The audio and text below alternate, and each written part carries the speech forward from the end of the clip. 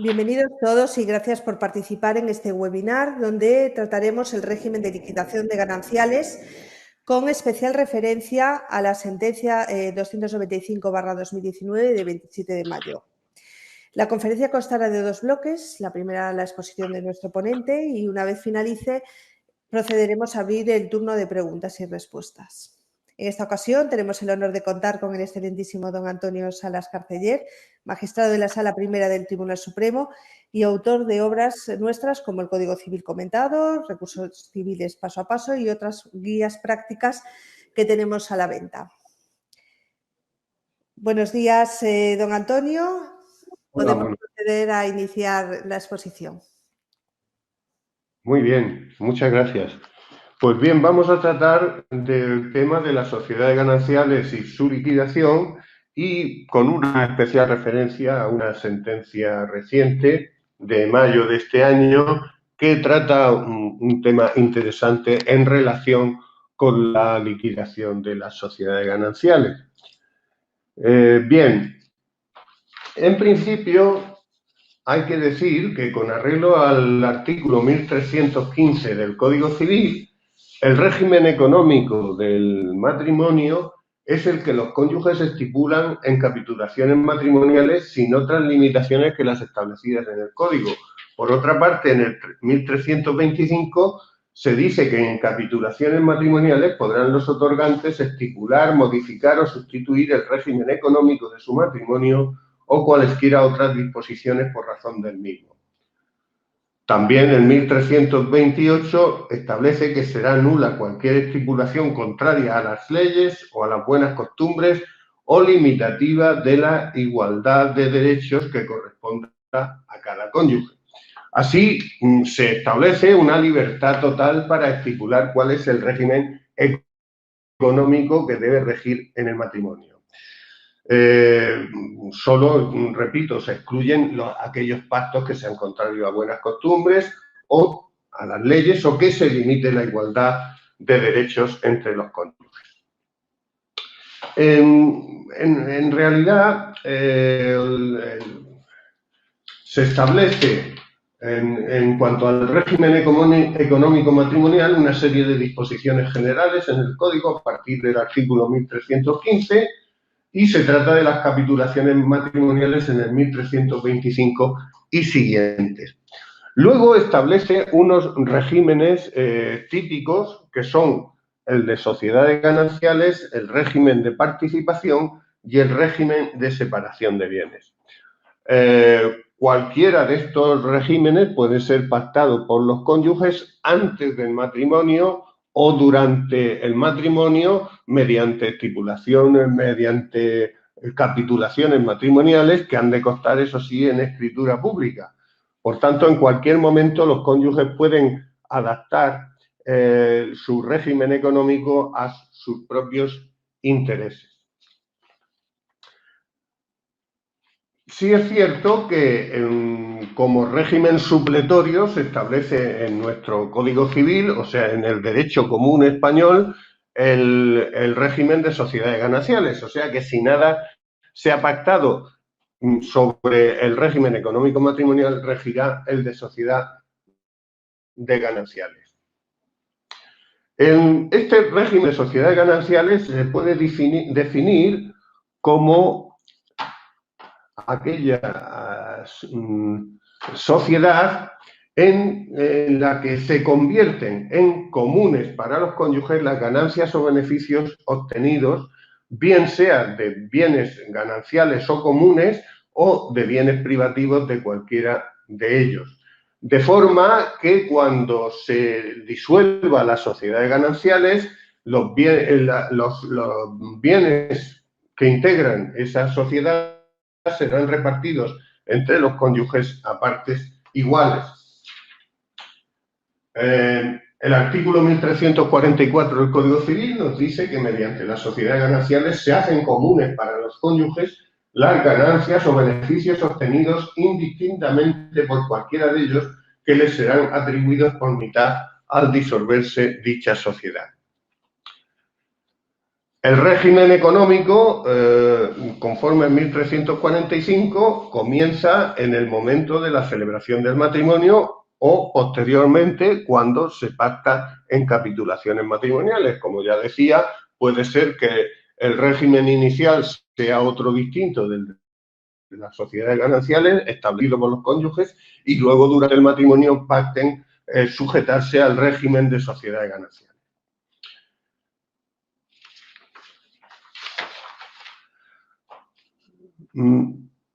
Vamos a ver. El código establece una distinción entre bienes comunes y bienes privativos. Por tanto, dentro del matrimonio coexisten dos clases de bienes.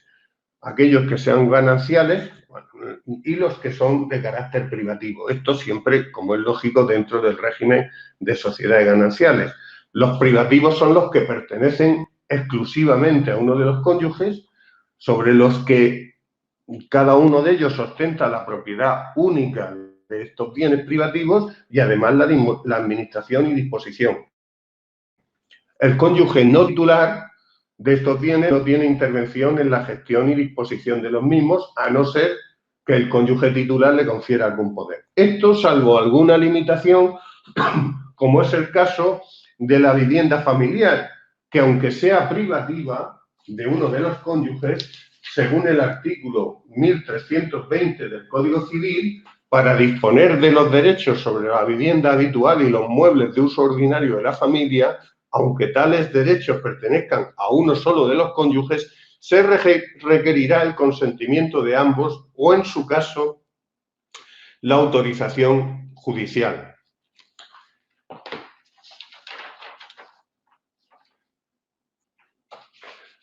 Ahora pasamos a ver cuáles son los bienes que se consideran, según el Código Civil, privativos de cada uno de los cónyuges.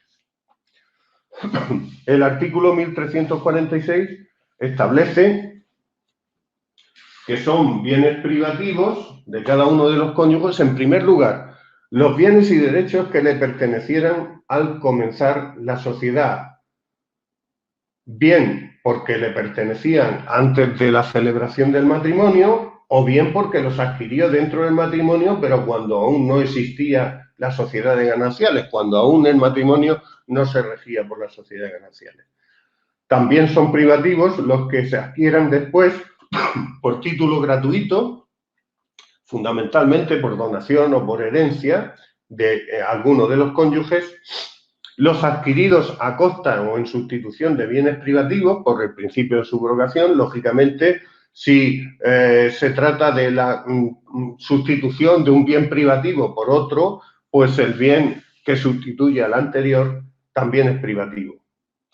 Los adquiridos por derecho de retracto que pertenezca a uno solo de los cónyuges, pero hay que tener en cuenta que, como se establece en el propio código, si se paga el precio del bien retraído con dinero ganancial, hay un derecho de reembolso por parte de las sociedades gananciales respecto al cónyuge que ha obtenido ese bien por derecho de retracto. También son privativos los bienes y derechos patrimoniales inherentes a la persona y los no transmisibles intervivos, por ejemplo, la propiedad intelectual. El derecho de propiedad intelectual es un derecho inherente a la persona y, por tanto, no pasa a ser el derecho moral de autor, no pasa a integrarse en las sociedades gananciales, pero sí los beneficios que se puedan obtener mediante el ejercicio de ese derecho. También son privativos, bienes privativos, los que supongan el resarcimiento por daños inferidos a la persona de uno de los cónyuges, son sus bienes privativos, las ropas y objetos de uso personal que no sean de extraordinario valor y los instrumentos necesarios para el ejercicio de la profesión u oficio, salvo cuando sean parte integrante o perteneciente a un establecimiento o explotación de carácter común. Hay que tener en cuenta que, según el artículo 1357 del Código Civil, Los bienes que son comprados a plazos por uno de los cónyuges antes de comenzar la sociedad tendrán siempre carácter privativo, aun cuando la totalidad o parte del precio aplazado se satisfaga con dinero ganancial. Se exceptúan de ello la vivienda y ajuar familiares, respecto de los cuales se aplica el artículo 1354. Hay que tener en cuenta que aquí no podemos comprender el bien adquirido por uno de los cónyuges antes de celebración del matrimonio mediante la obtención de un préstamo hipotecario, porque aquí entonces no se trata de la compra a plazo, sino que el precio se entrega inicialmente y lo que ocurre es que hay una sujeción al pago de un préstamo que se ha contraído. En cuanto a los bienes gananciales, según el artículo 1347, son en general los obtenidos por el trabajo o la industria de cualquiera de los cónyuges durante la vigencia del régimen de sociedades gananciales, los frutos, rentas e intereses que produzcan tanto los bienes privativos como los gananciales, o sea, tanto incluso las ganancias o rentas o intereses que se producen por los bienes privativos tienen carácter ganancial, como lo tienen los beneficios obtenidos por el trabajo o la industria de cualquiera de los cónyuges. También son gananciales los adquiridos a título oneroso a costa del caudal común, bien se haga la adquisición para la comunidad o bien para uno solo de los esposos. Cuando dice para uno solo de los esposos, se entiende para el uso por uno solo de los esposos, porque se le atribuye carácter ganancial y por tanto no sería un bien privativo. Son gananciales los bienes adquiridos por derecho de retracto que tenga carácter ganancial, aun cuando lo fueran con fondos privativos, en cuyo caso la sociedad será deudora del cónyuge por el valor satisfecho. Es una norma análoga a la que vimos anteriormente cuando se refería en el artículo 1346 al carácter privativo del bien adquirido en virtud de un derecho de retracto que pertenezca a uno solo de los cónyuges. También son gananciales las empresas o establecimientos fundados durante la vigencia de la sociedad por uno o cualquiera de los cónyuges a expensas de los bienes comunes. Si concurre a ello capital privativo y capital común, se aplica lo dispuesto en el artículo 1354 del Código Civil. Esto es, pertenecerán pro indiviso a la sociedad ganancial y al cónyuge o cónyuges en proporción al valor de las aportaciones respectivas.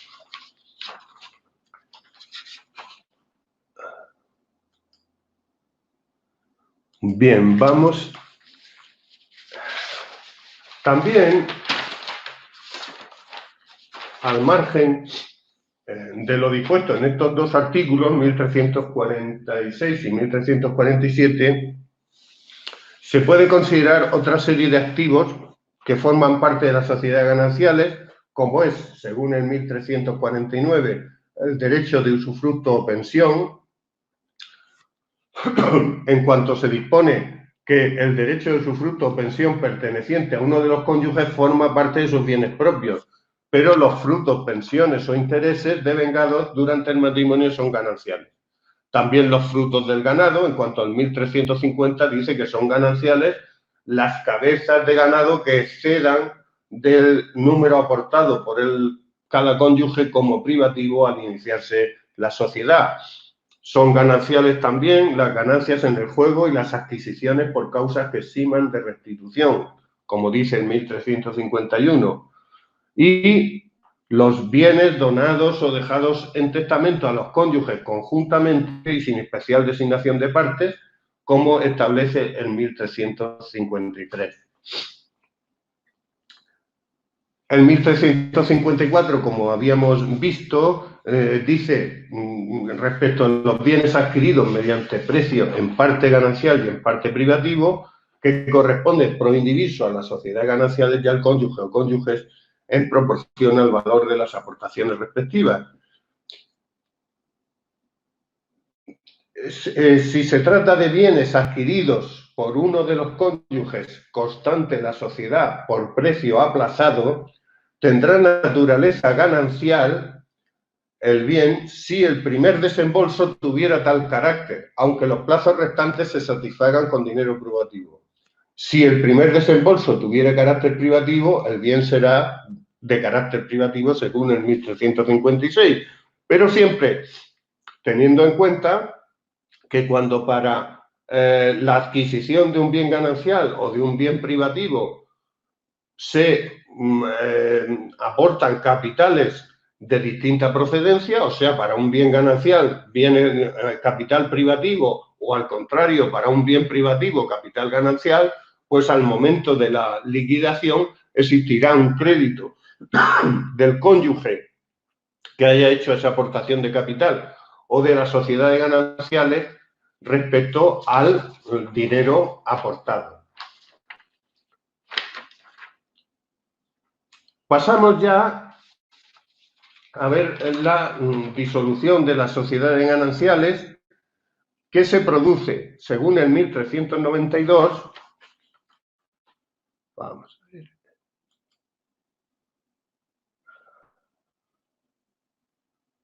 A ver si...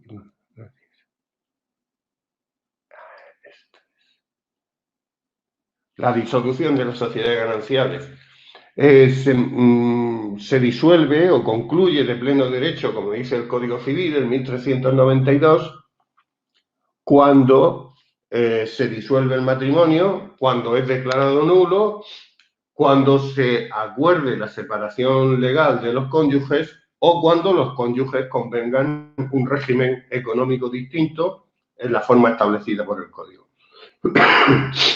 También, según el 1393, concluye las sociedades gananciales a petición de uno de los cónyuges en los casos siguientes: cuando ha sido alguno de ellos incapacitado o declarado pródigo, ausente o en quiebra o concurso de acreedores o condenado por abandono de familia, cuando alguno de los cónyuges venga realizando por sí solo actos dispositivos o de gestión patrimonial que entrañen fraude, daño o peligro para los derechos del otro, cuando se produzca una separación de hecho de más de un año por acuerdo mutuo o por abandono del hogar, o cuando se dé un incumplimiento grave y reiterado del deber de información que impone el artículo 1383 del Código, en cuanto dice que deben los cónyuges informarse recíproca y periódicamente sobre la situación y rendimiento de cualquier actividad económica suya. En este sentido, se están planteando diversos problemas en la práctica y existen procesos que se refieren a ello en que se discute el momento de disolución de la sociedad de gananciales en los casos en que se produce una separación de hecho. Concretamente hay una sentencia reciente, la número 297 de 2019, de 28 de mayo, que trata este problema y que, frente a una petición de que se entendiera que se había disuelto las sociedades gananciales con la petición de unas medidas provisionales para la interposición de la demanda de divorcio, entendió que en este caso, en el caso contemplado por la sentencia, no había motivo para apartarse de las normas del Código Civil, que en realidad están diciendo que se produce con la disolución del matrimonio, o en su caso, cuando a petición de uno de los cónyuges hay una separación de hecho que dura más de un año. El Código estaba pensando en aquellos casos en que se da una separación, digamos, temporal, de hecho, pero que luego cabe la posibilidad de que vuelvan a convivir los cónyuges. Y entiende que en el caso de que ya ha transcurrido un año desde la separación de hecho, libremente consentida por ambos, pues ya no hay esa posibilidad y, por tanto, cualquiera de ellos puede pedir la disolución de la sociedad ganancial. Ahora bien, esta misma sentencia, la 297 de 2019, deja abierta la posibilidad de aquellos casos en que por la situación en que se ha creado se considere, de mala fe por parte de alguno de los cónyuges el solicitar que se consideren gananciales bienes que se han obtenido con posterioridad a la separación de hecho de los cónyuges. Hay que tener en cuenta en este punto que por una sentencia,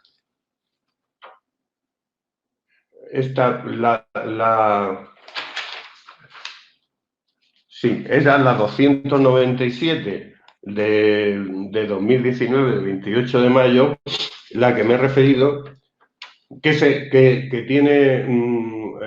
refiere al momento de la disolución de las sociedades gananciales y que, como he dicho, entiende que no se dan esos supuestos de mala fe para considerar que se ha producido con anterioridad a la sentencia que declara la disolución del matrimonio. Lógicamente, como los posibles recursos posteriores que se producen frente a la sentencia que declara el divorcio normalmente no se refieren al hecho del divorcio, sino a las medidas definitivas que se adoptan, pues cabe entender que entonces, con carácter general y salvo que se disponga otra cosa, en la sentencia la disolución se produce con la fecha en la fecha de la sentencia dictada en primera instancia. Bien, una vez que se ha producido la liquidación de la sociedad, la disolución de las sociedades gananciales por alguna de las causas a que no me he referido anteriormente, procede llevar a cabo la liquidación, a fin de atribuir a cada uno de los cónyuges la parte correspondiente en las sociedades gananciales. En este sentido, también hay que tener en cuenta una sentencia dictada por la Sala, que es la sentencia número 703 de 2015, de 21 de diciembre, a efectos del procedimiento a seguir. Aquí se trataba de un caso en que se inició un juicio declarativo ordinario por uno de los cónyuges a efectos de que se declarara la existencia de un crédito determinado que afectaba a las sociedades gananciales, pero que en realidad suponía algo relacionado con la liquidación. Pues bien, la Sala en este caso dijo que el procedimiento adecuado para las reclamaciones entre cónyuges por razón de su régimen económico matrimonial tras la disolución de este es el establecido por los artículos 806 a 811 de la Ley de Enjuiciamiento Civil y no el declarativo correspondiente a la cuantía. Por tanto, se estimó que el procedimiento era inadecuado, el del juicio ordinario, porque cualquier pronunciamiento de este tipo debía de hacerse en el proceso propio de la liquidación, y el proceso propio de la liquidación corresponde llevarlo a cabo por el mismo juez de familia que conoció, juez de familia o en su caso de violencia de género, que conoció del proceso matrimonial. La liquidación de las sociedades gananciales es una consecuencia de la disolución del matrimonio y de la propia sociedad gananciales y, por tanto, no puede tratarse en un procedimiento distinto. Esto, repito, según sentencia número 703 de 2015 de 21 de diciembre. El Código Civil establece que se ha de comenzar por la formulación de un inventario del activo y el pasivo de la sociedad, según dispone el 1396.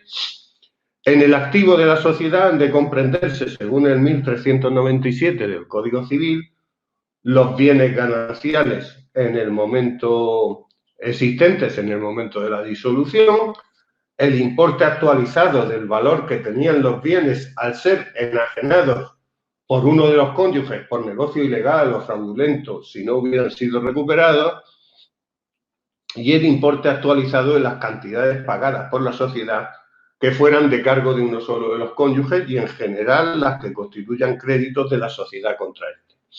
Estos son fundamentalmente las partidas que deben integrarse en el activo. En el pasivo, conforme al 1398, han de integrarse las deudas pendientes a cargo de la sociedad, el importe también actualizado del valor de los bienes privativos cuando su restitución deba hacerse en metálico por haber sido gastados en interés de la sociedad, o sea, bienes privativos de uno de los cónyuges, que se han consumido en beneficio de las sociedades gananciales. También se aplica igual regla, o sea, el importe actualizado respecto a los deterioros producidos en tales bienes privativos por su uso en beneficio de la sociedad, y el importe actualizado de las cantidades que, habiendo sido pagados por uno solo de los cónyuges, fueran de cargo de la sociedad y, en general, las que constituyan créditos de los cónyuges contra la propia sociedad de gananciales. Estos son, por tanto, las partidas que han de integrar el activo y pasivo de la sociedad. Repito que en el tema de la liquidación se debe seguir a continuación de la sentencia, de la firme, la sentencia de divorcio o de separación por el propio juez que ha dictado dicha sentencia. Ahí se hace el inventario, se forma con el activo, el pasivo, y si hay cualquier discrepancia entre los cónyuges, pues se ha de acudir entonces a un juicio verbal donde se dicta una resolución con los correspondientes recursos, fijando, por tanto, partidas que deben corresponder al activo o al pasivo cuando los cónyuges no estén de acuerdo sobre ello. Pasamos entonces ya finalmente al análisis de esta sentencia, la 295 de 2019, que se dictó por la Sala el 27 de mayo. Aquí se trataba de un supuesto en que determinados bienes inmuebles se discutía si debían integrarse o no en las sociedades gananciales, si debían de tener carácter o no ganancial. En concreto, vamos a ver, voy a pasar a... En concreto,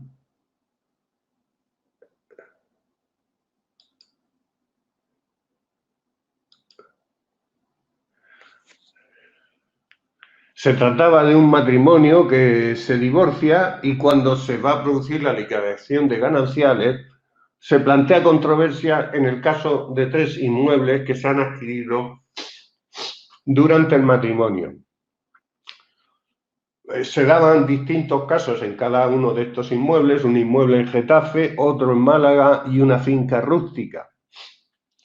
El inmueble de Getafe, la escritura de adquisición se otorga por ambos cónyuges declarando el carácter ganancial del inmueble.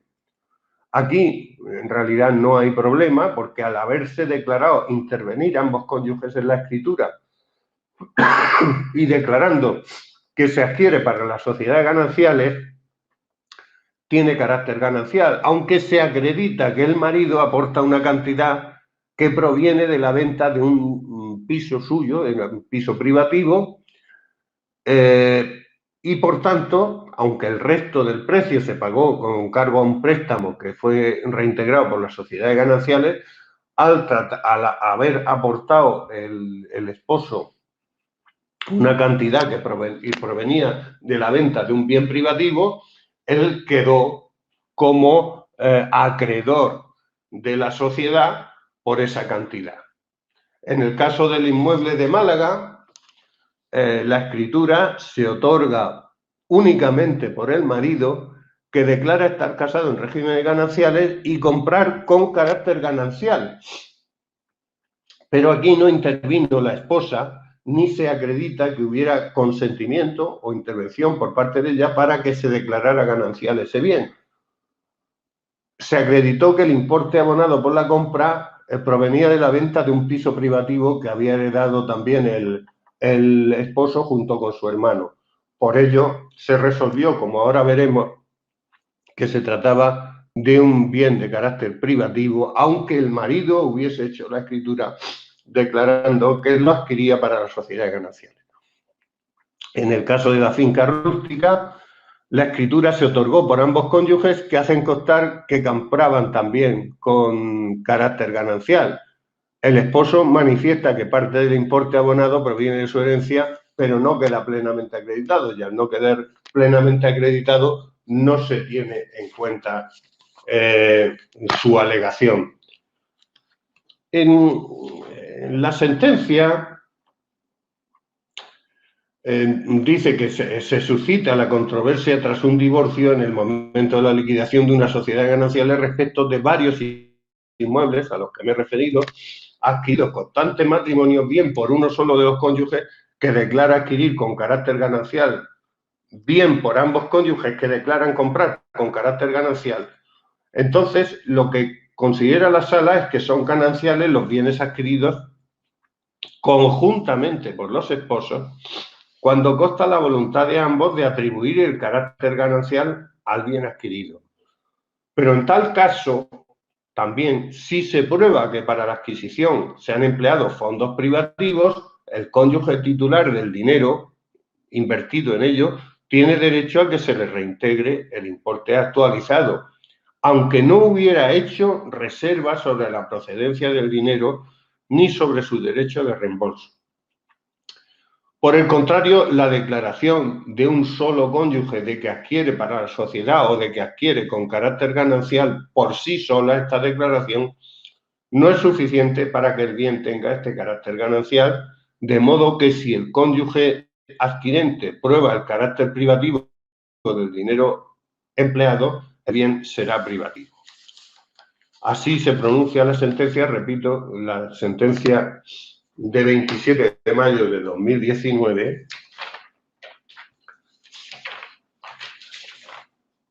que recoge, bueno, una amplia referencia a los artículos del código que resultaban aplicables, y termina, repito, pues con esa solución refiriéndose al 1355 y a la posibilidad de que los cónyuges de común acuerdo puedan atribuir la condición de gananciales a los bienes que adquieren a título oneroso durante el matrimonio, cualquiera que sea la procedencia del precio o contraprestación, la forma, los plazos que satisfaga. Repito, pero en el caso de que se acredite que alguno de los cónyuges ha invertido capital propio en esa adquisición, quedará acreedor de las sociedades gananciales para, en el momento de la liquidación, percibir la cantidad correspondiente. Pues con ello ya termino la exposición y podemos pasar a si hay alguna cuestión que plantear en cuanto a esto.